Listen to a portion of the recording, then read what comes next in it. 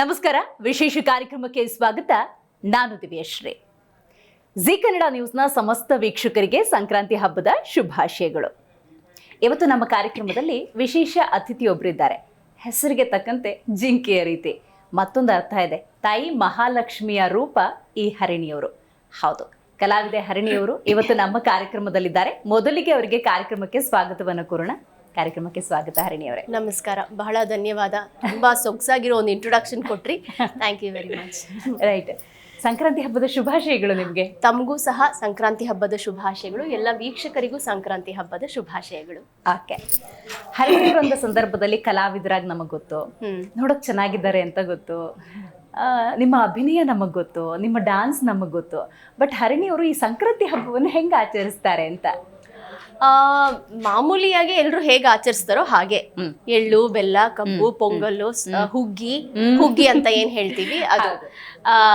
So ಎಲ್ಲ ಅಡ್ಗೆ ಮಾಡೋದು. ಅಂಡ್ ಈ ವರ್ಷ ನಮ್ಮ ತಾಯಿ ಮನೆಯವ್ರನ್ನೆಲ್ಲ ನಾನು ನಮ್ಮ ಮನೆಗೆ ಕರಿತಾ ಇದ್ದೀನಿ ಊಟಕ್ಕೆ. ಎಲ್ಲ ಒಟ್ಟಿಗೆ ಹಬ್ಬನ ಆಚರಿಸೋಣ ಅಂತ. ಸೊ ಅದು ನನಗೆ ಬಹಳ ಒಂದು ವಿಶೇಷ ಅಂತ ಹೇಳ್ಬೋದು. ಯಾಕಂದ್ರೆ ತುಂಬಾ ಅಪರೂಪ. ನನ್ನ ತವ್ರ ಮನೆಯವರು ನಮ್ಮನೆಗೆ ಬರೋದು ಬಹಳ ಅಪರೂಪ. ನನಗೆ ಅದು ಇನ್ನಷ್ಟು ಹೆಚ್ಚು ಖುಷಿಯನ್ನ ಕೊಡ್ತಾ ಇದೆ. ಹಾಗಾಗಿ ತುಂಬಾ ಸಂಭ್ರಮ ಇರುತ್ತೆ. ಎಲ್ಲ ಮಕ್ಕಳೆಲ್ಲ ಒಟ್ಟಿಗೆ ಸೇರ್ತಾರೆ. ಮಕ್ಕಳು ಇವಾಗ ದೊಡ್ಡವರಾಗಿದ್ದಾರೆ, ಬಟ್ ಆ ದೊಡ್ಡ ಮಕ್ಕಳನ್ನೆಲ್ಲ ಒಟ್ಟಿಗೆ ನೋಡೋದು ಇನ್ನಷ್ಟು ಖುಷಿ ಕೊಡುತ್ತೆ. ಹಾಗಾಗಿ ನಂಗೆ ತುಂಬಾನೇ ಸಂಭ್ರಮ ಈ ವರ್ಷ. ಹರಿಣಿಯವ್ರಿಗೆ ಹಬ್ಬಗಳನ್ನ ಆಚರಿಸೋದು ಯಾಕೆ ಆನಂದ ಕೊಡತ್ತೆ? ಒಂದ್ ಏನಂದ್ರೆ ಅವತ್ತಿನ ದಿನ ಎಲ್ರೂ ಮನೇಲಿರ್ತಾರೆ. ಅಂಡ್ ಎಲ್ರೂ ಏನು ಅಟೆನ್ಷನ್ ಯಾವ ಕಡೆಗೆ ಇರುತ್ತೆ ಅಂದ್ರೆ, ಪೂಜೆ ಒಂದ್ ಕಡೆಗಾದ್ರೆ ಇನ್ನೊಂದ್ ಕಡೆ ಎಲ್ರು ಒಟ್ಟಿಗೆ ಕೂತ್ಕೊಂಡು ಹರಟೆ ಹೊಡಿಬಹುದು, ಎಲ್ರು ಒಟ್ಟಿಗೆ ಕೂತ್ಕೊಂಡು ಊಟ ಮಾಡ್ಬೋದು. ಏನೋ ಹೇಳ್ತಾರಲ್ಲ, ಒಟ್ಟಿಗೆ ಕೂತ್ಕೊಂಡು ಊಟ ಮಾಡಿದ್ರೆ ಅದೊಂದ್ ಬಾಂಡಿಂಗ್ ಬೆಳೆಯತ್ತೆ ಅಂತ. ಸೊ ಊಟದ ಮೂಲಕನೇ ನಾವು ಪ್ರತಿಯೊಬ್ಬರು ಹೃದಯನ ಗೆಲ್ಲಕ್ಕಾಗೋದು ಉದರದ ಮೂಲಕ. ಹೌದು ಹೌದು. ಸೊ ಹಾಗಾಗಿ ತುಂಬಾನೇ ಖುಷಿ ಅಂತ ಅನ್ಸತ್ತೆ. ಬಟ್ ಏನೇ ಹೇಳಿ, ನಾನು ಏನೇ ಮಾಡಿದ್ರು ಸ್ವಲ್ಪ ನಮ್ ಸೋಷಿಯಲ್ ಮೀಡಿಯಾ, ಯೂಟ್ಯೂಬ್ ಏನಿದೆಯೋ ಅದನ್ನ ನೋಡ್ಕೊಂಡೆ ನಾನು ಮಾಡೋದು ಅಡಿಗೆಗಳನ್ನ. ಇಲ್ಲ ಇಲ್ಲ, ಬಹಳ ತುಂಬಾ ಚೆನ್ನಾಗಿ ಮಾಡ್ತೀನಿ. ನೀವು ಬಂದು ನಮ್ಮ ಮನೆಗ್ ಬಂದ್ ತಿಂದ್ರೆ ನಾನು ಇನ್ಫ್ಯಾಕ್ಟ್ ನಾನ್ ಟೇಸ್ಟ್ ನೋಡಲ್ಲ. ದೇವ್ರಿಗೆ ನೈವೇದ್ಯ ಇಡ್ಬೇಕಲ್ಲ, ಸೊ ನಾನ್ ಟೇಸ್ಟ್ ನೋಡಲ್ಲ. ಅದಾದ್ಮೇಲೆ ತಿಂದಾಗ ಉಪ್ಪು, ಖಾರ, ಹುಳಿ, ಸಿಹಿ ಇದ್ರೆ ಸಿಹಿ ಎಷ್ಟು ಬೇಕೋ ಅಷ್ಟಿರತ್ತೆ. ಅಷ್ಟು ಕಾನ್ಫಿಡೆನ್ಸ್ ಇದೆ. ಓಕೆ, ನಿಮ್ಗೆ ಹೇಳ್ದೆ ಕೇಳ್ದೆ ಒಂದ್ ದಿವಸ ಮನೆಗೆ ಬರಕ್ಕಿದೆ. Please, most welcome. Right, very nice. Okay, ನಮ್ಮ ಭರತ ಭೂಮಿ ಅಂದಾಗ, ಹಬ್ಬಗಳು ಅಂದಾಗ ವಿಶೇಷವಾದಂತಹ ಪ್ರಾಮುಖ್ಯತೆಯನ್ನು ನಾವು ಕೊಡ್ತೀವಿ. ಅಂದ್ರೆ ಒಂದೊಂದು ಹಬ್ಬದಲ್ಲೂ ಒಂದೊಂದು ಅರ್ಥ. ನೋಡಿ, ಇವತ್ತು ಎಳ್ಳು ಬೆಲ್ಲ ಅಂತ ಹೇಳಿದ್ರೆ ಎಳ್ಳು ಬೆಲ್ಲ ತಿಂದು ಒಳ್ಳೆ ಮಾತಾಡು, ಇದು ನಾನುಡಿ ತರ ಬಂದಿದ್ರು ಕೂಡ ಎಳ್ಳು ಬೆಲ್ಲ ಅಂದಾಗ ನಮ್ಮ ದೇಹ ವೈಜ್ಞಾನಿಕ ಹಿನ್ನೆಲೆಯನ್ನ ಹೊಂದಿದೆಯಲ್ಲ. ಈ ಅಡಿಪಾಯದ ಬಗ್ಗೆ ನಿಮ್ಗೆ ಏನ್ ಅನ್ಸುತ್ತೆ ಹರಿಣಿ ಅವರೇ? ಅಂದ್ರೆ ಪ್ರತಿಯೊಂದು ಊಟದಲ್ಲೂ ಏನೋ ಒಂದು ವೈಜ್ಞಾನಿಕ ಹಿನ್ನೆಲೆ ಅಂತ ಏನ್ ಹೇಳಿದ್ರಿ, ಅದು ಇದ್ದೇ ಇರುತ್ತೆ. ಈಗ ಚಳಿಗಾಲ ಆಗಿರೋದ್ರಿಂದ ಈ ಎಳ್ಳು ಎಲ್ಲ ತಿಂದ್ರೆ ಮೈನ ತೇವಾಂಶ ಏನಿರುತ್ತೆ ಕಮ್ಮಿ ಆಗಿರೋದ್ರಿಂದ ಇದನ್ನ ತಿಂದ್ರೆ ಹೆಚ್ಚಾಗತ್ತೆ. ಅದರಿಂದ ಆರೋಗ್ಯನೂ ಏನು ಉತ್ತಮಗೊಳ್ಳುತ್ತೆ ಅನ್ನೋಂಥ ಒಂದು, ಯಾರೇ ಏನೇ ಮಾಡಿದ್ರು ನಮ್ ಹಿರಿಯರು ಸುಮ್ನೆ ಮಾಡಿರಲ್ಲ. ನಿಜ. ಅದಕ್ಕೊಂದು ಅರ್ಥ ಇರುತ್ತೆ, ವೈಜ್ಞಾನಿಕ ಹಿನ್ನೆಲೆ ಇರುತ್ತೆ, ಒಂದು ಸಂಭ್ರಮ ಇರುತ್ತೆ, ಒಂದು ಆಚರಣೆ ಇರುತ್ತೆ, ಎಲ್ಲಾನು ಇರುತ್ತೆ. ನಾವು ಸುಮ್ನೆ ಬ್ಲೈಂಡ್ ಆಗಿ ಏನೋ ಓಕೆ ಹಬ್ಬ ಆಚರಣೆ ಮಾಡ್ತೀವಿ ಎಲ್ಲ ಓಕೆ, ಮಕ್ಕಳಿಗೆ ಇದ್ರ ಬಗ್ಗೆನೂ ಸ್ವಲ್ಪ ಹೇಳ್ಕೊಟ್ರೆ ಮುಂದೆ ಉಪಯೋಗ ಆಗುತ್ತೆ. ಖಂಡಿತ ಖಂಡಿತ. ಅಂದ್ರೆ ನಮ್ಮ ಸಂಪ್ರದಾಯವನ್ನ, ಆಚಾರ ವಿಚಾರವನ್ನ ಮುಂದಿನ ಪೀಳಿಗೆಗೆ ಕೊಡೋದಕ್ಕೆ ನಾವೇ ಬ್ರಿಡ್ಜ್ ಅಂತ. ಹೌದು ಹೌದು. ಅವ್ರು ಎಷ್ಟ್ರ ಮಟ್ಟಕ್ಕೆ ತಗೋತಾರೋ ಬಿಡ್ತಾರೋ ಅದ್ ಗೊತ್ತಿಲ್ಲ, ಆದ್ರೆ ನಮ್ ಕರ್ತವ್ಯನ ನಾವು ಮಾಡ್ಬೇಕು. ರೈಟ್. ಈಗ ನಿಮ್ಮ ಜನರೇಷನ್ ಅಂತ ನೋಡಿದಾಗ ನೀವು ಹಳೇದನ್ನು ನೋಡ್ತಾ ಇದ್ದೀರಿ, ಹೊಸದನ್ನು ನೋಡ್ತಾ ಇದ್ದೀರಿ. ಈ ಕ್ಷಣವನ್ನ ನಾವು ಅನುಭವಿಸ್ತಾ ಇದ್ದೀವಿ ಅನ್ನೋದಾದ್ರೆ, ಈ ಹಬ್ಬಗಳನ್ನ ಹಿಂದಿನವ್ರು ಆಚರಿಸೋದಕ್ಕೂ ಇವತ್ತು ನಾವು ಆಚರಿಸೋದಕ್ಕೂ ಏನ್ ವ್ಯತ್ಯಾಸ ಅಂತ ಅನ್ಸುತ್ತೆ? ತುಂಬಾ ಶಾರ್ಟ್ ಕಟ್ಸ್ ಇದೆ. ತುಂಬಾನೇ ಶಾರ್ಟ್ ಕಟ್. ಏನಂದ್ರೆ ಮುಂಚೆ ತುಂಬಾ ಒಂದು ವಿಸ್ತಾರವಾಗಿ ಒಂದು ಪೂಜೆ ಆಗಿರ್ಬೋದು, ಶ್ಲೋಕಗಳಾಗಿರ್ಬಹುದು, ಅಥವಾ ಏನೋ ಒಂದು ಮಂತ್ರಗಳಾಗಿರ್ಬಹುದು, ಎಲ್ಲದನ್ನು ಒಂದು ವಿಸ್ತಾರವಾಗಿ ಮಾಡೋರು. ಬೆಳಗ್ಗೆ ಬೇಗ ಹೇಳೋರು. ನಮ್ಗೆ ಇವಾಗ ರಜಾ ಅಂದ್ರೆ ಫಸ್ಟ್ ಏನ್ ಮಾಡ್ತೀನಿ, ನಾನಂತೂ ಅಲಾರ್ಮ್ ತೆಗಿತೀನಿ. ಅಲಾರ್ಮ್ ಏನ್ ಇಟ್ಕೊಂಡಿರ್ತೀನಿ ಮೊಬೈಲ್ ಅಲ್ಲಿ, ಫಸ್ಟ್ ಅದನ್ನ ಆಫ್ ಮಾಡ್ತೀನಿ ನಾನು. ಸ್ವಲ್ಪ ನಿದ್ದೆ ಮಾಡೋಣ ಅಂತ. ಸೊ ಅಂದ್ರೆ ನಾನು ಆನೆಸ್ಟ್ ಆಗಿ ಹೇಳ್ತಾ ಇರೋದು. ಸೊ ಅದಾಗತ್ತೆ. ಬಟ್ ಹಬ್ಬ ಅಂದ್ರೆ ಆಫ್ಕೋರ್ಸ್ ಸ್ವಲ್ಪ ಮುಂಚೆ ಎದ್ದು ಇದೆಲ್ಲ ಮಾಡ್ಬೇಕಾಗತ್ತೆ. ಮುಂಚಿನವ್ರು ಹೇಳ್ದಂಗೆ ವಿಸ್ತಾರವಾಗಿ ಮಾಡ್ತಾ ಇದ್ರು. ನಮ್ ಕಾಲದವ್ರು ಒಂದ್ ಸ್ವಲ್ಪ ಶಾರ್ಟ್ ಕಟ್ ಆಗಿದೆ. ಮಾಡ್ತೀವಿ. ಅದೇನಿದೆ ಅದು ಪಟ್ ಪಟ್ ಅಂತ Next ಏನಿದೆ ಬರೀ ಕಟ್ಟ ಅಂತ. ಕಟ್ ಮಾಡಿದ್ರೆ ಅಂತಾರಲ್ಲ ಹಂಗೆ. Very nice. ಬೆಳಗ್ಗೆ ಎದ್ದು ಕಟ್ ಮಾಡಿದ್ರೆ ಸ್ನಾನ, ಕಟ್ ಮಾಡಿದ್ರೆ ಪೂಜೆ, ಕಟ್ ಮಾಡಿದ್ರೆ ಊಟ ಅಷ್ಟೇ. Very nice. ಓಕೆ, ಈಗ ಶೂಟಿಂಗ್ ಹೋಗ್ತಾ ಇರ್ತೀರಿ, ಹಬ್ಬನೂ ಮಾಡ್ಬೇಕು, ಮನೇಲೊಂದು ಈ ಪದ್ಧತಿನ ಅನುಸರಿಸ್ಕೊಂಡ್ ಬರೋಣ, ಈ ತರದ ಭಾವನೆ ಇರುತ್ತೆ. ಬಹುತೇಕ ಹಬ್ಬಗಳೆಲ್ಲ ಮೋಸ್ಟ್ಲಿ ಶೂಟಿಂಗ್ ಅಲ್ಲಿ ಇದ್ದಾಗ್ಲೇ ಬಂದಿರ್ಬೇಕು. ಹೆಂಗ್ ಆಚರಿಸ್ತೀರಿ ಶೂಟಿಂಗ್ ಅಲ್ಲಿ ಇದ್ದಾಗ? ಶೂಟಿಂಗ್ ಅಲ್ಲಿ ಇದ್ರೆ ಅವತ್ತಿನ ದಿನ ನಾನು ಹೇಳದ್ನಲ್ಲ, ಪ್ರೊಡಕ್ಷನ್ ಅವರು ಊಟ ತರಿಸ್ತಾರೆ, ಒಬ್ಬಟ್ಟು ಅದು ಇದು ಏನೇ ಆಗಿರಬಹುದು. ಬಟ್ ಸಾಮಾನ್ಯವಾಗಿ ಹಬ್ಬದ ದಿನ ಶೂಟಿಂಗ್ ಮಾಡೋದು ಕಡಿಮೆ. ಹೌದಾ? ಅದರಲ್ಲೂ ನಮ್ಮ ಏನ್ ಹಬ್ಬಗಳಿರುತ್ತೆ ಅವತ್ತಿನ ದಿನ ಶೂಟಿಂಗ್ ಮಾಡಲ್ಲ. ಸಾಮಾನ್ಯವಾಗಿ ಅವರು ಮಾಡೋದಿಲ್ಲ. ನಾನು ಹೆಚ್ಚು ಕಮ್ಮಿ ಕೇಳ್ಕೊತೀನಿ, ಅವತ್ತು ಮಾಡಬೇಡಿ, ಮನೇಲಿರೋಣ ಅಂತ. ಮನೇಲಿ ಆಚರಣೆ ಅಂದಾಗ ಈಗ ಹೊಸ ಬಟ್ಟೆ ತರೋದು, ಮನೇಲಿ ದೇವರನ್ನ ಅಲಂಕಾರ ಮಾಡೋದು, ಅಥವಾ ಈಗ ನೋಡಿ ಸಂಕ್ರಾಂತಿ ಅಂದಾಗ ಕೆಲವೊಂದು ಹಳ್ಳಿಗಳಲ್ಲಿ ಈಗ ರಾಸು ಅಥವಾ ಹಸು ಎತ್ತುಗಳು ಅಂತ ಏನಿರುತ್ತೆ ಅದು ಕಿಚ್ಚಾಯಿಸೋದು, ಈ ತರದೆಲ್ಲ ಪದ್ಧತಿ ಇರುತ್ತೆ. ಅದನ್ನ ನೋಡೋಕೆ ಅಂತಾನೆ ಹೋಗಿದ್ದೇನಾದ್ರೂ ಇದೆಯಾ? ತುಂಬಾ ಚಿಕ್ಕ ವಯಸ್ಸಲ್ಲಿ ನಮ್ಮನೆ ಹತ್ರನೇ ಸ್ವಲ್ಪ ಈ ಹಸುಗಳನ್ನ ಏನ್ ಸಾಕ್ತಾ ಇದ್ರು, ಅವಾಗೆಲ್ಲ ಏನ್ ಮಾಡೋರು, ಕೆಚ್ಚಲಿಂದಾನೆ ಹಾಲ್ ಕರೆದು ಕೊಡೋರು, ಅದ್ ಮನೆ ಮುಂದೆ ಹಸು ತಗೊಂಡ್ಬಂದು ಹಾಲ್ ಕೊಡೋದು, ಅದೆಲ್ಲ ಇತ್ತು. ಇವಾಗ ಏನಿಲ್ಲ, ಪ್ಯಾಕೆಟ್ ಬರುತ್ತೆ, ಬೆಳಗ್ಗೆ ಎದ್ದು ಹೋಗ್ತೀವಿ, ಆತರ. ಸೊ ಆಗಿನ ಕಾಲದಲ್ಲಿ ನಾನ್ ತುಂಬಾ ಸಣ್ಣವಳಾಗಿದ್ದಾಗ ನೋಡಿದ್ ನೆನಪಿದೆ ಅಷ್ಟೇ. ನನ್ ಮಗನ್ಗೆ ತೋರ್ಸ್ಬೇಕು ಅನ್ನೋ ಆಸೆ ಇದೆ. ಅದು ಎಷ್ಟರ ಮಟ್ಟಿಗೆ ಆಗುತ್ತೋ ಇಲ್ವೋ ಗೊತ್ತಿಲ್ಲ, ಅವನಂತೂ ಇನ್ನೂ ನೋಡಿಲ್ಲ ಅದನ್ನ. Very nice. ತುಂಬಾ ಆಕ್ಟಿವ್ ಆಗಿದ್ದೀರಿ. ಕಲಾವಿದೆ ಅಂದ ಸಂದರ್ಭದಲ್ಲಿ ನಿಮ್ಮ ಜವಾಬ್ದಾರಿ ಬಹಳ ದೊಡ್ಡದು. ನಿಮ್ಮ ಕರಿಯರ್ ಹೆಂಗ ಆರಂಭ ಆಯ್ತು, ಅದನ್ನ ನೆನಪು ಮಾಡ್ಕೊಳ್ಬೋದಾ ಈ ಕ್ಷಣದಲ್ಲಿ? ಕರಿಯರ್ ಹೇಗೆ ಆರಂಭ ಆಯ್ತು ಅಂದ್ರೆ ಅದು ಒಂಥರ ಅಚಾನಕ್ ಆಗಿ ಅಂತ ಹೇಳ್ಬಹುದು. ನಾನು ಒಂದು ಡಾನ್ಸ್ ಪ್ರಾಕ್ಟೀಸ್ ಮಾಡ್ತಾ ಇದ್ವಿ ನನ್ನ ಸ್ನೇಹಿತರೆಲ್ಲ. ಸೊ ನನ್ನ ಸ್ನೇಹಿತೆ ಒಬ್ಳು ಜಸ್ಟ್ ಒಂದ್ ವಾರಕ್ಕೆ ಮುಂಚೆ ನಿರೂಪಣೆಯನ್ನ ಶುರು ಮಾಡಿದ್ಲು. ಆಯ್ತು. ಒಂದು ಖಾಸಗಿ ಚಾನೆಲ್ ನಲ್ಲಿ. ಅದೇನಾಯ್ತು, ಇನ್ನೊಂದು ಎಪಿಸೋಡ್ ಮಾಡಕ್ಕೆ ಅವಳನ್ನ ಕರೆದಾಗ ಶಿ ಗಾಟ್ ಬಿಸಿ. ಓಕೆ. ಅಲ್ಲೇ ನಾನು ಡಾನ್ಸ್ ಮಾಡ್ತಾ ಇದ್ನಲ್ಲ, ಸ್ವಲ್ಪ ಮಟ್ಟಿಗೆ ಕನ್ನಡ ಒಂಚೂರು ಮಾತಾಡ್ತಿದ್ದೆ. ಅಂಡ್ ಒಂಚೂರು ಎಲ್ಲೋ ಒಂದ್ ಕಡೆ ದೇವ್ರು ಒಂದ್ ಸ್ವಲ್ಪ ಮೆಮೊರಿ ಪವರ್ ಅನ್ನೋದು ಕೊಟ್ಟಿದ್ದ. ಹಂಗಾಗಿ ಅವ್ರೇನೋ ಒಂದ್ ಸ್ಕ್ರಿಪ್ಟ್ ಕೊಟ್ರು, ಹೇಳು ಅಂದ್ರು. ನಾನ್ ಸ್ವಲ್ಪ ಒಂಚೂರು ಹೆಂಗೆ ಅಂದ್ರೆ, ನಾನ್ ನೆನ್ಪ್ ಮಾಡ್ಕೊಳ್ಳೋದ್ರ ರೀತಿ ಹೇಗೆ ಅಂದ್ರೆ, ಒಂದ್ ಕೀ ಪಾಯಿಂಟ್ಸ್ ಇಟ್ಕೋತೀನಿ. ಆ ಪ್ಯಾರಾಗ್ರಾಫ್ ಅಲ್ಲಿ ಏನ್ ಕೀ ಪಾಯಿಂಟ್ ಇದೆ, ಏನ್ ಸೆಂಟೆನ್ಸ್ ಇದೆ, ಅದನ್ನ ನೋಡ್ಕೊಂಡು ಒಂಚೂರು ಭಾಷೆ ಒಂದ್ ಸ್ವಲ್ಪ ಗೊತ್ತಿರೋದ್ರಿಂದ ಒಂಚೂರು ಆಚೆ ಈಚೆ ಆದ್ರೂ ಆ ಕಂಟೆಂಟ್ ಏನಿದೆ ನಾನು ಅದನ್ನ ಕೊಡ್ತಾ ಇದ್ದೆ. ಸೂಪರ್. ಸೊ ಹಂಗಾಗಿ ನನಗೆ ಒಂದು ಅವಕಾಶ ಸಿಕ್ತು ನಿರೂಪಣೆಯ ಮೂಲಕ. ಕೂತೂರ್ ನೀವು ಆಕ್ಚುಲಿ ನಿರೂಪಣೆ ಮಾಡುವ ಫಸ್ಟ್ ನಿರೂಪಣೆ ಮಾಡಿದ್ದು ನಾನು ವಿವೇಕಾನಂದ ಪಾರ್ಕ್ ಅಲ್ಲಿ ಒಂದು 2 ಎಪಿಸೋಡ್ ಮಾಡಿ, ಅದಾದ ನಂತರ ಬೇರೆ ಚಾನೆಲ್ಗಳಲ್ಲಿ ನನ್ನನ್ನ ನೋಡಿ ಕರ್ಕೊಂಡ್ರು. ಹಂಗಾಗಿ ನಾನು ಶುರು ಮಾಡಿದ್ದು 94ರಲ್ಲಿ, 94. Okay okay. ಬಣ್ಣ ಅಭ್ಯಾಸ ಆಯ್ತು? ಬಣ್ಣ ಅಭ್ಯಾಸ ಇತ್ತು, ಯಾಕಂದ್ರೆ ಡಾನ್ಸ್ ಮಾಡ್ತಿದ್ದೆ ನಾನು. ಹಾ, ರೈಟ್. ಓಕೆ. ನೃತ್ಯ, ನಿರೂಪಣೆ, ಈ ಕಲಾವಿದೆಯಾಗಿ ಬದಲಾಗಿದೆ ಹೇಗೆ ಹರಿಣಿ ಅವರು? ಅದೇನಾಯ್ತು, ಒಮ್ಮೆ ಅಫ್ಕೋರ್ಸ್ ಈಗ ಟಿವಿಲಿ ಏನಾದ್ರು ಬರ್ತಾ ಇದ್ರೆ ಅವಕಾಶಗಳು ಬರ್ತಾ ಇರತ್ತೆ, ಆಕ್ಟಿಂಗ್ ಮಾಡಿ ಆಕ್ಟಿಂಗ್ ಮಾಡಿ ಆಕ್ಟಿಂಗ್ ಮಾಡಿ ಅಂತ. ಸರಿ, ನನಗ ಆಕ್ಟಿಂಗ್ ಮಾಡಕ್ ಬರೋದಿಲ್ಲ. ಅಂಡ್ ನಮ್ಮನೇಲೂ ಸ್ವಲ್ಪ ನಿರೂಪಣೆ ಅಂದ್ರೆ ಓಕೆ, ಆಕ್ಟಿಂಗ್ ಬೇಡ ಅನ್ನೋದಿತ್ತು. ಒಂಚೂರು ಟ್ರೆಡಿಷನಲ್ ಫ್ಯಾಮಿಲಿ ನಮ್ದು ಆಗಿರೋದ್ರಿಂದ. ಆದ್ರೂ ನೋಡೋಣ ಅಂತ ಒಂದ್ಸಲ ಹೋದೆ, ಟ್ರೈ ಮಾಡಿದೆ ನಾನು. ಅಶೋಕ್ ಕಶ್ಯಪ್ ಅವರ ಆತ್ಮ ಅನ್ನುವಂಥ ಒಂದು ಸೀರಿಯಲ್ಗೆ. ಅದೇನಾಗೋಯ್ತು, ನನ್ನನ್ನು ನಾನೇ ನೋಡ್ಕೊಳಕ್ ತುಂಬಾ ಕಷ್ಟ ಆಗೋಯ್ತು. ಅಂದ್ರೆ ನನ್ಗೆ ಗೊತ್ತಾಗ್ತಾ ಇಲ್ಲ, ಒಂದು ಜಡ್ಜ್ಮೆಂಟ್ ಸಿಗ್ತಾ ಇಲ್ಲ, ನಾನು ಹೆಂಗ್ ಮಾಡ್ತಿದ್ದೀನಿ ಗೊತ್ತಿಲ್ಲ. ನನ್ನನ್ನೇ ನಾನು ಸ್ಕ್ರೀನಲ್ಲಿ ನೋಡ್ಕೊಂಡಾಗ ಅಯ್ಯಯ್ಯೋ ಬೇಡಪ್ಪ ಬೇಡ ಅನ್ಬಿಟ್ಟು ಅಲ್ಲಿಗೆ ಸ್ಟಾಪ್ ಮಾಡಿದೆ. ಓಕೆ. ಮತ್ತೆ ವಾಪಸ್ ನಂದು ಏನು ನಿರೂಪಣೆ ಆಗಿರ್ಬೋದು, ಆಮೇಲೆ ಡಬ್ಬಿಂಗ್ ಮಾಡ್ತಾ ಇದ್ದೆ ನಾನು ಹಲವಾರು ನಾಯಕಿಯರಿಗೆ. ಆಮೇಲೆ ನಿರೂಪಣೆ, ನನ್ನ ಡಾನ್ಸ್ ಏನಿತ್ತು ಇಷ್ಟು ಮಾತ್ರ ಮಾಡ್ಕೊಂಡಿದ್ದೆ. ಮದುವೆಯ ನಂತರ ಮತ್ತೆ ಅದೇ ಆಫರ್ಸ್ ಬರೋಕ್ ಶುರು ಆಯ್ತು. ಸೊ ನಮ್ಮ ಯಜಮಾನ್ರು ಹೇಳಿದ್ರು, ಟ್ರೈ ಮಾಡು ನೋಡೋಣ ಅಂತ ಹೇಳಿದ್ರು. ಅವಾಗ ಏನಾಯ್ತು, ನನ್ನ ಜೊತೆಗೆ ಹಲವಾರು ಬಿ ವಿ ರಾಧಮ್ಮ ಅವರು, ಹಿರಿಯ ಕಲಾವಿದರೆಲ್ಲ ಇದ್ರು ಜೊತೆಗೆ. ಸೊ ನನ್ನ ಅಸೋಸಿಯೇಟ್ ಡೈರೆಕ್ಟರ್ ನಾನು ಎಷ್ಟು ಪುಣ್ಯ ಮಾಡಿರ್ಬೇಕು ಅಂದ್ರೆ, ನಮ್ಮ ನಿರ್ದೇಶಕರಾಗಿರ್ಬೋದು, ನಮ್ಮ ಅಸೋಸಿಯೇಟ್ ಡೈರೆಕ್ಟರ್ಗಳಾಗಿರ್ಬೋದು, ನಿಧಾನವಾಗಿ ಕೂತ್ಕೊಂಡು ಡೈಲಾಗ್ ಹೇಗೆ ಹೇಳಬೇಕು, ಯಾವ ತರ ಹೇಳಬೇಕು, ಯಾರನ್ನ ನೋಡಿ ಏನ್ ಕಲ್ತ್ಕೋಬೇಕು, ಸೊ ಪ್ರತಿಯೊಂದನ್ನು ನಮಗೆ ಹೇಳ್ಕೊಟ್ಟಿದ್ದಾರೆ. ಸೊ ಈ ಸಮಯದಲ್ಲಿ ನಾನು ಅವ್ರನ್ನ ನೆನ್ಪು ಮಾಡ್ಕೊಳ್ಳೇಬೇಕು. ನಮ್ಮ ಗೆಜ್ಜೆನಾದ ವಿಜಯ್ ಕುಮಾರ್ ಅವರು, ಅವ್ರ ಅಸೋಸಿಯೇಟ್ ಜಗದೀಶ್ ಅವರು, ಇವ್ರನ್ನೆಲ್ಲ ನೆನ್ಪು ಮಾಡ್ಕೊಳ್ಳಿಲ್ಲ ಅಂದ್ರೆ ನಾನು ಇವತ್ತು ಇಲ್ಲಿ ಕೂತಿರೋಕೆ ಸಾಧ್ಯನೇ ಇರ್ತಾ ಇರ್ಲಿಲ್ಲ ಆಕ್ಟಿಂಗ್ ಅಲ್ಲಿ. ಸೂಪರ್. ಸೊ ನೃತ್ಯ ಆಯ್ತು, ನಿರೂಪಣೆ ಆಯ್ತು, ಕಿರುತೆರೆ ಆಯ್ತು, ಹಿರಿತೆರೆ. ಅದೇನಂದ್ರೆ TN ಸೀತಾರಾಮ್ ಅವ್ರದ್ದು ಮಿಂಚು ಧಾರಾವಾಹಿ ಮಾಡ್ತಾ ಇದ್ದೆ. ಅದರಲ್ಲಿ ಅವರ ಮೀರಾ ಮಾಧವ ರಾಘವ ಚಿತ್ರ ಅವರು ಶುರು ಮಾಡಿದ್ರು, ನಿರ್ದೇಶನ ಮಾಡಿದ್ರು. ಅದ್ರಲ್ಲಿ ರಮ್ಯಾ ಅವರು ನಾಯಕಿ.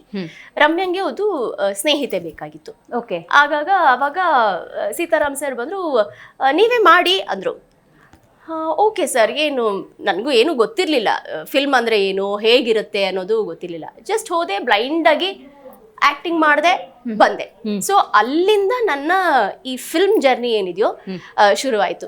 ಸೊ ಅದಾದ್ಮೇಲೆ ಒಂದಾದ್ಮೇಲೆ ಒಂದು, ಅಫ್ಕೋರ್ಸ್ ಧಾರಾವಾಹಿಗಳಾಗಿನ ಕಾಲದಲ್ಲಿ ನಾನು ತುಂಬಾ ಜಾಸ್ತಿ ಮಾಡ್ತಾ ಇದ್ದೆ. ಅದಾದ್ಮೇಲೆ ಸಿನಿಮಾಗಳು ಬರೋಕ್ ಶುರುವಾಯಿತು. ಹಾಗಾಗಿ ಏನಂತಾರೆ, ಒಂಥರ ಗೋ ವಿತ್ ದ ಫ್ಲೋ ಅಂತ ಹೇಳ್ತಾರಲ್ಲ, ನಾನು ಇದನ್ನ ಹಲವಾರು ಕಡೆ ಹೇಳಿದ್ದೀನಿ. ಒಂದು ಏನಂದ್ರೆ ನಾವು ಸ್ಪಿರಿಚುಲಿ ಹೇಳಬೇಕು ಅಂದ್ರೆ ಸರೆಂಡರ್ ಅಂತ ಹೇಳ್ಬಹುದು, ಪ್ರಾಕ್ಟಿಕಲಿ ಹೇಳಬೇಕು ಅಂದ್ರೆ ಗೋ ವಿತ್ ಫ್ಲೋ ಅಂತ ಹೇಳ್ಬಹುದು. ಸೊ ಎರಡೂ ಒಂದೇ. ಹಂಗಾಗಿ I surrendered my self and went with flow. Right. ಅಂದ್ರೆ ಕಲಾವಿದರ ಜೀವನವನ್ನ ನೀವು ಆರಂಭದಿಂದಲೇ ನೃತ್ಯ ಅಂತ ಇದ್ದಿದ್ರಿಂದಾಗಿ ಅನುಭವಿಸ್ಕೊಂಡೇ ಬಂದಿರ್ತೀರಿ. ಬಟ್ ನೀವು ಚಿಕ್ಕವರಿದ್ದಾಗ ಹಲವು ಹಿರಿತೆರೆಯ ನಾಯಕ ನಟಿಯರನ್ನ ನೋಡಿರ್ತೀರಿ. ಅವ್ರ ಜೊತೆನೇ ಇದ್ದಂತಹ ಅನುಭವಗಳನ್ನ ನೆನಪು ಮಾಡ್ಕೊಳ್ಳೋದಾದ್ರೆ? ಅಂದ್ರೆ ಇವಾಗ ಸಿನಿಮಾ ನೋಡ್ಬೇಕಾದ್ರೆ ಪ್ರತಿಯೊಬ್ರು ಏನಾಗುತ್ತೆ ಅದನ್ನ ವಿಜುವಲೈಸ್ ಮಾಡ್ಕೊಳಕ್ ಶುರು ಮಾಡ್ತಾರೆ. ಅಲ್ಲಿ ಇದ್ದಾಗ ಇನ್ನೊಂದು ಏನ್ ಹೇಳ್ಬೇಕು ಅಂದ್ರೆ, ನಾವು ಯಾವ ಕೆಲಸ ಮಾಡ್ತಾ ಇರ್ತೀವಿ ಅದರಲ್ಲಿ ನಾವು 100% ಆ ಕ್ಷಣದಲ್ಲಿ ಇದ್ದರೆ ಮಾತ್ರ ನೀವು ಅದನ್ನ ನೀವೇ ಅನುಭವಿಸ್ಬೇಕು. ನೀವು ಅನುಭವಿಸಿದಾಗ ನೋಡೋರು ಅದನ್ನ ಅನುಭವಿಸ್ತಾರೆ. ಸೊ ಇದನ್ನ ನಾನು ಹಲವಾರು ವರ್ಕ್ಶಾಪ್ಗಳ ಮೂಲಕ, ಎಷ್ಟೋ ಹಿರಿಯ ಕಲಾವಿದರನ್ನ ನೋಡೋದ್ರ ಮೂಲಕ ಕಲಿತೆ. ಇವಾಗ ಬಿ ವಿ ರಾಧಮ್ಮ ಆಗಿರಬಹುದು, ಅಥವಾ ಇನ್ನು ನಮ್ಮ ಶಿವಣ್ಣ ಅವರಾಗಿರಬಹುದು, ಎಲ್ಲರೂ ಕೂಡ ಅವ್ರು ಹೇಗೆ ಅಂದ್ರೆ, ಕೆಲಸ ಅಂದ್ರೆ ದೇವರು. ಹೌದು. ಒಂದು ಟೈಮ್ ಸೆನ್ಸ್ ಆಗಿರ್ಬೋದು, ಪಂಕ್ಚುಯಾಲಿಟಿ ಆಗಿರ್ಬೋದು, ಸೆಟ್ ಅಲ್ಲಿ ನಡ್ಕೊಳ್ಳೋ ರೀತಿ ಆಗಿರ್ಬೋದು, ಬೇರೆಯವ್ರನ್ನ ಮಾತಾಡ್ಸೋ ರೀತಿ ಆಗಿರ್ಬೋದು. ಬರೀ ನಾವು ಬಣ್ಣ ಹಚ್ಕೊಂಡ್ ಬಂದು ಕ್ಯಾಮ್ರಾ ಮುಂದೆ ಆಕ್ಟ್ ಮಾಡಿ ಹೋಗೋದು ಅಷ್ಟೇ ಅಲ್ಲ. ಅದು ನಾವು ನಿಜವಾಗಿ ನಾವ್ ಏನಿದೀವಿ ಅದನ್ನ ಕಾಣ್ಬೇಕು ಅಂದ್ರೆ ಅದ್ರ ಹಿಂದೆ ಸಾಕಷ್ಟು ತರಬೇತಿ ಅಂದ್ರೆ ಕೂತ್ಕೊಂಡು ಹೇಳ್ಕೊಡೋದಲ್ಲ. ಹೌದು, ಅದು ನಾವಾಗೇ ಒಬ್ಸರ್ವ್ ಮಾಡಿ ಕಲ್ತ್ಕೋಬೇಕಾಗತ್ತೆ. ಅಲ್ಲ, ಅಬ್ಸರ್ವೇಷನ್ ದೊಡ್ಡ ಟೀಚರ್ ಅಲ್ಲ? ಅಯ್ಯೋ, ಅಬ್ಸರ್ವೇಷನ್ ಮತ್ತೆ ತಾಳ್ಮೆ. ಇದು ಸ್ವಲ್ಪ ತಾಳ್ಮೆ ಇಲ್ಲ ಅಂದ್ರೆ, ನೀವು ಅದರಲ್ಲೂ ಕಲಾವಿದರಾಗಬೇಕು ಅಂದ್ರೆ ತಾಳ್ಮೆ ಫಸ್ಟ್ ಬರಬೇಕು ನಿಮ್ಗೆ. ಟ್ಯಾಲೆಂಟ್ ಜೊತೆ ಪ್ರತಿಭೆ, ತಾಳ್ಮೆ ಎರಡು ಇದ್ರೆ ಒಂದ್ ಸ್ವಲ್ಪ ಇನ್ನೊಂದು ಮೆಟ್ಲು ಹತ್ತಕ್ ಸಾಧ್ಯ ಆಗತ್ತೆ. ರೈಟ್, ಅದ್ಭುತ. ಈಗ ನಿರೂಪಣೆ ಅಂದಾಗ, ಕಿರುತೆರೆ, ಹಿರಿತೆರೆ ಅಂದಾಗ ಹೌದಪ್ಪ ಇದು ನಮ್ಮ ಜನ್ರೇಷನ್ ಅಲ್ಲೇ ಇರೋದು ಅಂತ ನಾವು ನಮ್ಮ ಪಾಡಿಗೆ ನಾವು ಅನ್ಕೋಬಹುದು. ಹೌದಪ್ಪ ಇದೆಲ್ಲ ನಾವು ನೋಡಿದೀವಿ ಅಂತ. ಈ ರಿಯಾಲಿಟಿ ಶೋ ಜಮಾನ ಬಂದ್ಬಿಡ್ತು ನೋಡಿ, ಅಲ್ಲೂ ಗಂಡ ಹೆಂಡತಿ ನಿಲ್ಸ್ಬಿಟ್ರಲ್ಲ ಹೆಂಗೆ ಅಂತ. ನಾನು ಅದೇ ಹೇಳದ್ನಲ್ಲ, ಅದು ಬಂದಿದ್ದು ಕೋವಿಡ್ ಟೈಮಲ್ಲಿ. ಅದು ಆಫರ್ ಬಂದಿದ್ದು. ಸರಿ ಆಯ್ತು, ಇನ್ನೇನು ನನ್ ಗಂಡನ್ ಕೇಳ್ದೆ, ಹೋಗೋಣ ಅಂತಂದೆ. ಆಯ್ತು ಹೋಗೋಣ ಅಂತಂದ. ಅಷ್ಟೇ ಹೇಳದ್ನಲ್ಲ, ಗೋ ವಿತ್ ದ ಫ್ಲೋ. ಅಲ್ಲ, ಹೋದೆ, ಎಲ್ಲ ದೂರ ಇರ್ಬೇಕು. ಹೇಳಿ ಕೇಳಿ ಗಂಡ ಹೆಂಡತಿ ದೂರ ಇರಕ್ ಸಾಧ್ಯನೇ ಇಲ್ಲ. ಸೊ ಹಾಗಾಗಿ ಹೆಸರಿಗೆ ತಕ್ಕ ಹಾಗೆ ರಾಜ ರಾಣಿ ಬೇರೆ ಅದು. ಹಾಗಾಗಿ ನಮಗ್ ನಾವೇ ಯಾರ್ ಗೆಲ್ಲಿ ಯಾರ್ ಬಿಡ್ಲಿ, ನನಗೆ ನನ್ ಗಂಡನೇ ರಾಜ, ನನ್ ಗಂಡನ್ ನಾನೇ ರಾಣಿ. ಸೊ ಹಾಗಾಗಿ ಸಿಕ್ಕಾಪಟ್ಟೆ ಮಜಾ ಮಾಡಿದ್ವಿ. ಅಂಡ್ ತುಂಬಾ ಒಂದು ಒಳ್ಳೆ ಅನುಭವ. ರಿಯಾಲಿಟಿ ಶೋ ಅಲ್ಲಿ ಮತ್ತೆ ನಾನು ಹೇಳ್ದಂಗೆ ನೀವ್ ಆ ಕ್ಷಣನ ಅನುಭವಿಸ್ಬೇಕು. Because it is reality. ನೀವಲ್ಲಿ ಆಕ್ಟ್ ಮಾಡಕ್ ಸಾಧ್ಯ ಇಲ್ಲ. ಆಕ್ಟ್ ಮಾಡಿದ್ರು ಅಲ್ಲಿ ಏನು ಗಿಟ್ಟೋದಿಲ್ಲ. ಸೊ ನೀವು ನಿಜ ಏನಿದೆ ಅದನ್ನ ತೋರಿಸ್ಬೇಕು ಅಂದ್ರೆ ನೀವ್ ಹೇಗಿದ್ದೀರೋ ಹಾಗೆ ಇರ್ಬೇಕಾಗತ್ತೆ. ನಿಮ್ಮ ಈ ಕಲಾವಿದರ ಜೀವನಕ್ಕೆ ಅಥವಾ ನಿಮ್ಮ ಈ ಜೀವನಕ್ಕೆ ನಿಮ್ಮ ಮನೆಯವರ ಸಹಕಾರ ಯಾವ ರೀತಿ ಇದೆ ಅಂತ? ಅಯ್ಯೋ, ಅದನ್ನ ನನ್ನ ಮಾತಲ್ಲಿ ಹೇಗೆ ಹೇಳೋದು ಅಂತಾನೆ ಗೊತ್ತಿಲ್ಲ. ಯಾಕಂದ್ರೆ ಇವತ್ತು ನಾನು ಏನೇ ಒಂದು ಪ್ರಾಜೆಕ್ಟ್ ಒಪ್ಕೊಂಡ್ರು ಅಥವಾ ಮುಂಚೆ ಏನೇ ಪ್ರಾಜೆಕ್ಟ್ ಮಾಡಿದ್ರು, ಮುಂದೆ ಮಾಡೋದು ಎಲ್ಲ ಕೂಡ ನಮ್ಮ ಮನೆಯವ್ರಿಗೆ, ಎಸ್ಪೆಷಲಿ ನನ್ನ ಗಂಡನಿಗೆ, ನನ್ನ ಮಗನಿಗೆ ಹೋಗ್ಬೇಕು. ಮುಂಚೆ ಆಫ್ಕೋರ್ಸ್ ನಮ್ಮ ತವ್ರ ಮನೆಯವರಿತ್ತು. ಈಗ complete whole and soul it has to go to my husband and my son. ಯಾಕಂದ್ರೆ ನಾನು ಬರೋ ಪ್ರತಿಯೊಂದು ಪ್ರಾಜೆಕ್ಟನ್ನು ನಾನು ಡಿಸ್ಕಸ್ ಮಾಡ್ತೀನಿ, ಹೇಳ್ತೀನಿ ಈ ಥರ ಬಂದಿದೆ ಅಂತ. ಸೊ ಏನಂದ್ರೆ ಎಲ್ರಿಗೂ ಅದು. ಇನ್ನೊಂದು ಏನಂದ್ರೆ ನನ್ನ ಮಗನಿಗೆ ಚಿಕ್ಕ ವಯಸ್ಸಿಂದನೂ ಕೂಡ ಯಾವತ್ತು ಅವ್ನು ಕಣ್ ತಪ್ಪಿಸಿ ನಾನು ಯಾವತ್ತೂ ಕೆಲ್ಸಕ್ಕೆ ಹೋಗಿಲ್ಲ. ಅದು ಒಂದು ಮೇಜರ್ ಏನಾಗತ್ತೆ, ಒಂಥರ ನನಗೆ ನನ್ನ ಮಗ ಸಪೋರ್ಟ್ ಸಿಸ್ಟಮ್ ಅಂತ ಹೇಳ್ಬೋದು. ಯಾಕಂದ್ರೆ ಅವನಿಗೆ ಗೊತ್ತು ನಮ್ಮ ಜೀವನ ಶೈಲಿ ಹೀಗಿದೆ, ಅಮ್ಮ ಈ ತರ ಹೋಗ್ತಾಳೆ, ಹೀಗಿರುತ್ತೆ ಲೈಫ್, ನಮ್ ಲೈಫ್ ಹೀಗಿರುತ್ತೆ ಅಂತ. ಸೊ ಅದಕ್ಕೆ ಕರೆಕ್ಟ್ ಆಗಿ ಅವನು ಅಡ್ಯಾಪ್ಟ್ ಆಗ್ತಾನೆ. ಮಕ್ಳ ಅಡ್ಯಾಪ್ಟೇಷನ್ ಬರೋದು ಹೇಗೆ ಅಂದ್ರೆ ನಾವು ಹೇಗಿರ್ತೀವೋ ಆ ತರ ನಾವು ಅವ್ರನ್ನ ಹೇಗೆ ಫ್ಯಾಮಿಲಿ ಟೈಮ್ ಅಂತ ಕೊಡಕ್ ನಿಮ್ ಕೈ ಮ್ಯಾನೇಜ್ ಮಾಡಕ್ ಆಗ್ತಿದ್ಯಾ?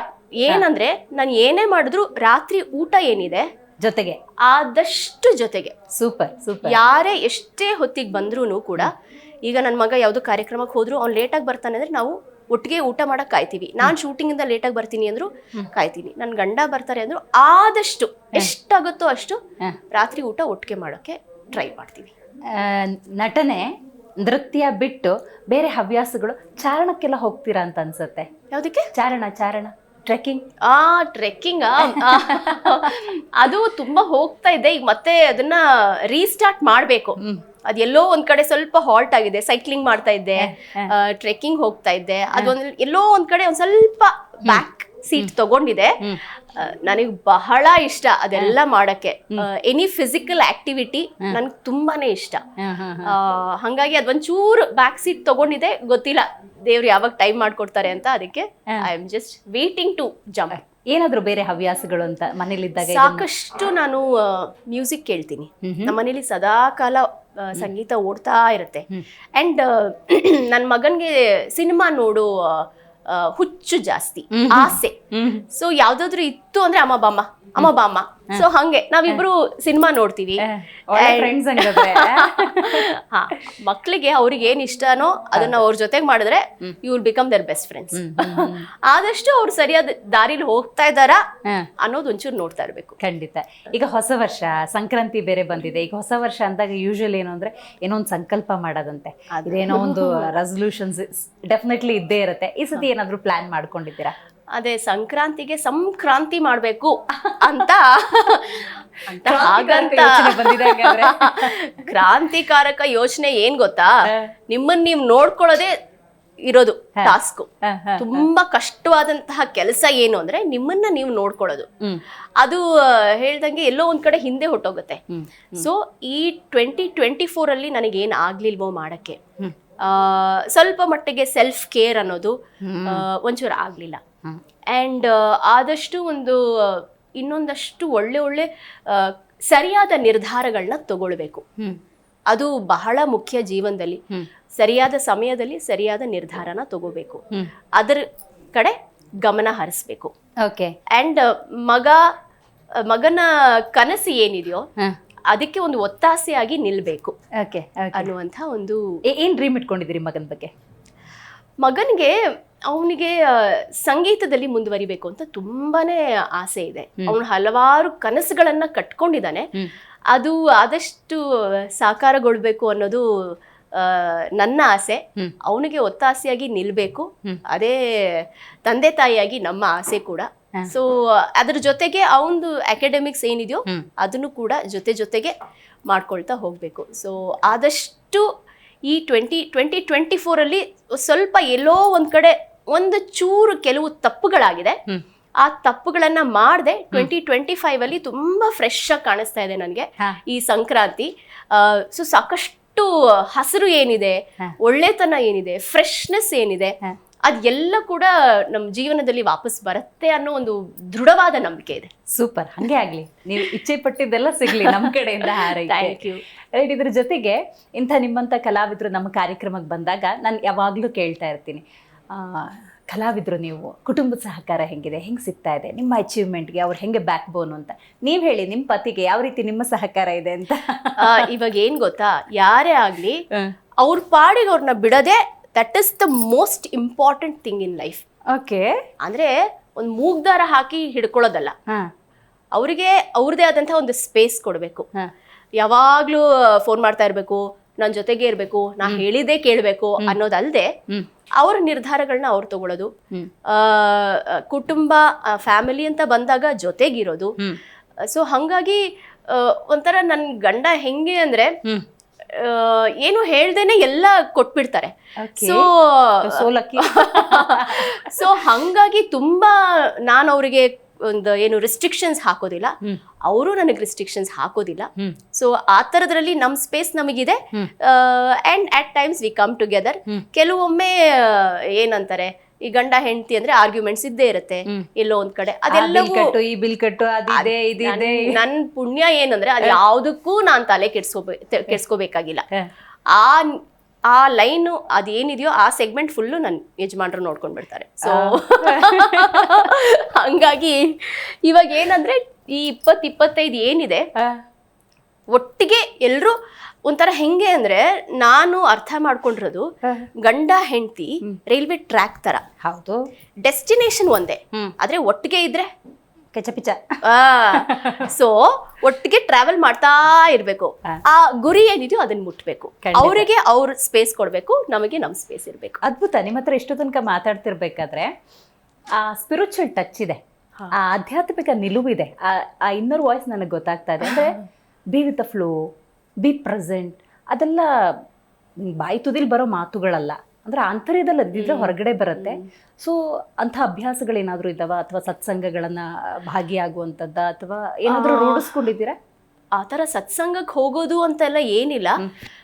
ನಾನು ಈಗ ಓದೋ ಹವ್ಯಾಸನ ಮಾಡ್ಕೋತಾ ಇದ್ದೀನಿ. ಯಾಕಂದ್ರೆ ನಂದೇ ಒಂದು ಸ್ಪೇಸ್ ಬೇಕು ಅಂದಾಗ ನನ್ನ ಸ್ಪೇಸ್ ಜೊತೆಯಲ್ಲಿ ಒಂದು ಬ್ಲಾಂಕ್ ಆಗಿ ಕೂತ್ಕೊಳ್ಳೋದಾಗಿರ್ಬೋದು, ಏನೂ ಯೋಚನೆ ಮಾಡದೆ ಕೂತ್ಕೊಳ್ಳೋದಾಗಿರ್ಬೋದು, ಅಥವಾ ಏನೋ ಒಂದು ಪುಸ್ತಕ ಇಟ್ಕೊಂಡು ಕೂತ್ಕೊಳ್ಳೋದಾಗಿರ್ಬೋದು, ಅದೆಲ್ಲ ಅಭ್ಯಾಸ ರೂಢೀಕರಣ ಮಾಡ್ಕೋತಾ ಇದ್ದೀನಿ.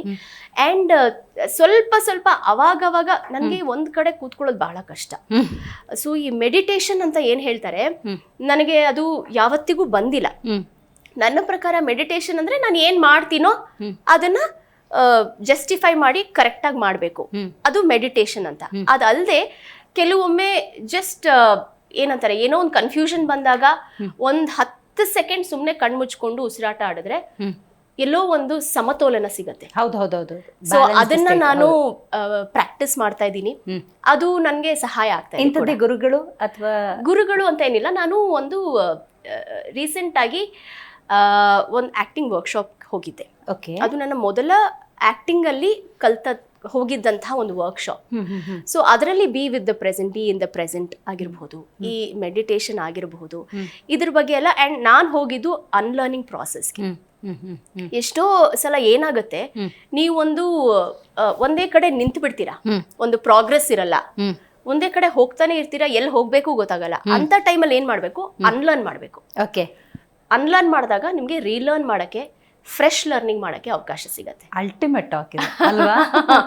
ಸೊ ಅದನ್ನ ನಾನು best thing that happen in 2024 ಅಂತ ಹೇಳಬಹುದು. ರೈಟ್. ಅದನ್ನ ನಾನು 2025 ಅಲ್ಲಿ ಅವಾಗಿಂದನೂ I am practising that. Very nice. ಈಗ ಹೆಣ್ಮಕ್ಳು ಅಂದಾಗ ಮದುವೆ ಅಂದ ತಕ್ಷಣ ದೊಡ್ಡದೇನೋ ತಲೆ ಮೇಲೆ ಬಂದು ಕುತ್ಕೋತು, ಮಕ್ಕಳಾಯ್ತು ಅಂದರೆ ಮುಗ್ದೇ ಹೋಯ್ತು, ಆಫ್ಟರ್ 30 ಅಂತೂ ಹೇಳೋದೇ ಬೇಡ, ನನ್ನ ಲೈಫೇ ಇಲ್ಲ, ಎಲ್ಲನೂ ಬೇರೆಯವ್ರಿಗಾಗಿ ಮುಡುಪಾಗಿಡುವಂಥ ಜೀವನ ಆಗಿಬಿಡತ್ತೆ. ಬಟ್ ನಮಗೂ ಒಂದು ಜೀವನ ಇದೆ, ನಮ್ಮದು ಅಂತ ಒಂದಷ್ಟು ಆಸೆಗಳಿದ್ದಾವೆ. ಈ ಥರದ ಮನೋಭಾವ ಬಿಟ್ಬಿಡ್ತಾರೆ. ಹಾಗಾಗಿ ಹೆಣ್ಮಕ್ಳಿಗೆ ನಿಮ್ಮ ಒಂದು ಸಂದೇಶ, ಏನು ಸಲಹೆ ಕೊಡ್ತೀರಿ? ಸಲಹೆ ಕೊಡೋಷ್ಟು ದೊಡ್ಡೋಳಲ್ಲ. ಅಫ್ಕೋರ್ಸ್ ನನಗೂ ಕೂಡ ನಾನು ಅನ್ನೋದು ಬರದೇ 2ನೇ ಲೈನಲ್ಲಿ. ಅದು ಏನೂ ಮಾಡಕ್ಕಾಗಲ್ಲ.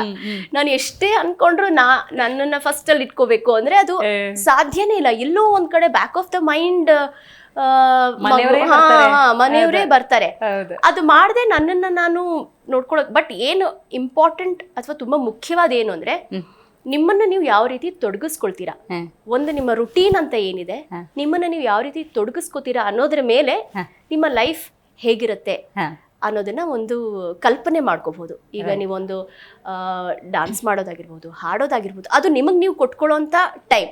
ಒಂದು ವರ್ಕೌಟ್ ಮಾಡೋದಾಗಿರ್ಬೋದು, ಎಲ್ಲೋ ಆಚೆ ಕಡೆ ಹೋಗೋದಾಗಿರ್ಬೋದು ಫ್ರೆಂಡ್ಸ್ ಜೊತೆ, ಏನು ಸ್ಪೋರ್ಟ್ ಇದ್ರೆ ಆ ಸ್ಪೋರ್ಟ್ ಅಲ್ಲಿ ಒಂದು ವಾರದಲ್ಲಿ ಒಂದ್ ದಿವಸ ಹೋಗೋದಾಗಿರ್ಬೋದು. ಈ ತರ ಎಲ್ಲ ನಿಮಗ್ ನೀವು ಸಮಯ ಕೊಡಿ. ಖಂಡಿತ. I think that is most important. Right. ಇವತ್ತಿನ ಕಾರ್ಯಕ್ರಮದಲ್ಲಿ ನೀವು ಭಾಗಿಯಾಗಿ ಹರಿಣಿ ಅಂದರೆ ಏನು ಅನ್ನೋದನ್ನು ತಿಳಿಸ್ಕೊಟ್ರಿ. ಯಾಕಂದರೆ ಹಬ್ಬಗಳಿರ್ಬೋದು ಅಥವಾ ನಮ್ಮ ಜೀವನ ಇರ್ಬೋದು, ನಾವು ಎಷ್ಟು ಅದಕ್ಕೆ ವಿನಿಯೋಗಿಸ್ತೀವಿ ಅನ್ನೋದು ಬಹಳ ಮುಖ್ಯ. ಇವತ್ತೊಂದು ಮಾತನ್ನು ಹೇಳಿದ್ರಿ, ನಾವು ನಮ್ಮನ್ನು ನೋಡ್ಕೋಬೇಕು ಅಂತ ಹೇಳಿ. ಇವತ್ತೊಂದು ಅದ್ಭುತ ಸಂದೇಶ ಈ ಕಾರ್ಯಕ್ರಮದ ಮೂಲಕ ಹೋಗಿದೆ. ಥ್ಯಾಂಕ್ ಯು ಸೋ ಮಚ್ ಭಾಗಿಯಾಗಿದ್ದಕ್ಕಾಗಿ. Thank you very much. So ನೋಡಿದ್ರಲ್ಲ ವೀಕ್ಷಕರೇ, ಇವತ್ತು ನಮ್ಮ ಕಾರ್ಯಕ್ರಮದಲ್ಲಿ ಕಲಾವಿದೆಯಾಗಿರುವಂತಹ ಹರಿಣಿಯವರು ಭಾಗಿಯಾಗಿದ್ರು. ಸಂಕ್ರಾಂತಿ ಹಬ್ಬದ ಈ ಶುಭ ಸಂದರ್ಭದಲ್ಲಿ ತಮ್ಮ ಮನದಾಳದ ಮಾತುಗಳನ್ನು ಹಂಚಿಕೊಂಡಿದ್ದಾರೆ. ಒಂದು ಪುಟ್ಟ ಸಂದೇಶ, ಪುಟ್ಟದಲ್ಲ ಅತ್ಯದ್ಭುತವಾದಂತಹ ಸಂದೇಶ. Go with flow, be present ಅನ್ನುವಂತಹ ಅತ್ಯದ್ಭುತವಾದಂತಹ ಮಾತುಗಳನ್ನು ಆಡಿದ್ದಾರೆ. ಹರಿಣಿಯವರ ಮುಂದಿನ ಜೀವನ, ಮುಂದಿನ ಯೋಜನೆಗಳು ಎಲ್ಲವೂ ಕೂಡ ಒಳ್ಳೆಯದಾಗಲಿ ಅಂತ ಹಾರೈಸ್ತಾ ಇವತ್ತಿನ ಕಾರ್ಯಕ್ರಮವನ್ನು ಮುಗಿಸೋಣ. ನೋಡ್ತಾ ಇರಿ ಜೀ ಕನ್ನಡ ನ್ಯೂಸ್, ಸತ್ಯವೇ ಸುದ್ದಿಯ ಜೀವಾಳ.